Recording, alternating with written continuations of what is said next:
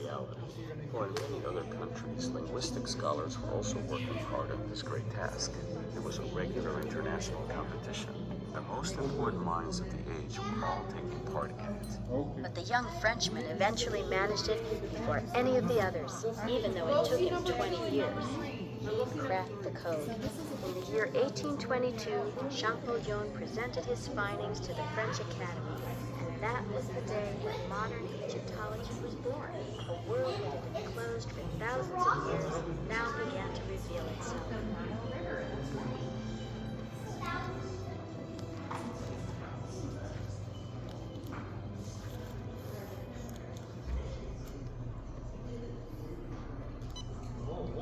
Where's number 2 at? One day in 1914, the American millionaire and amateur archaeologist Theodore Davis, who held the excavation permit for the Valley of the Kings, announced that his work in the area was now completed. He didn't believe that anything of importance could be found there anymore, and so he gave his permit back. But there was someone else who saw things differently, someone who was obviously very headstrong. Howard Carter had first come to Egypt as a 17-year-old, initially as a draftsman, and then as excavation site director. And in contrast to other archaeologists, he was firmly convinced that the hidden tomb of the pharaoh Tutankhamun was somewhere in the valley, buried deep under the rocky debris. But firm conviction on its own wasn't much use. Carter needed support. He needed money to get the permit and to excavate, perhaps for years. Luckily for him, he knew a rich English gentleman, Lord Carnarvon.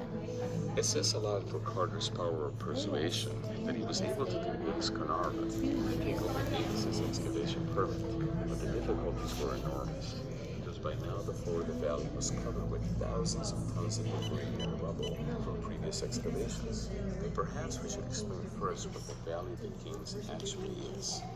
That's the name we Egyptologists and archaeologists call a blistering hot, parched desert valley in the western hills of Thebes. It lies opposite the modern city of Luxor. Almost all the kings of the resplendent New Kingdom era were buried there. For 400 years, this craggy valley, the Valley of the Kings, was the graveyard of the pharaohs. The tombs built here were for eternity. For 6 whole winters, when the heat wasn't quite so murderous, Carter searched for the tomb of Tutankhamun. In the end, Lord Carnarvon wanted to stop the excavations because they were costing so much. But Carter asked him for one last chance. He was given it.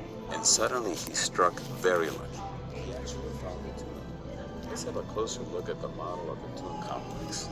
The entrance to the tomb lay deep under the ruins of some old workmen's huts dating from pharaonic times, right at the bottom on the bare valley floor. And the strange thing was that Carter had already excavated at this spot 5 years before. Just imagine what it was like when, on the 4th of November, 1922, Carter had the first steps of the stairway clear and came upon a long, rubble-filled passage that ended at a sealed entrance. Okay.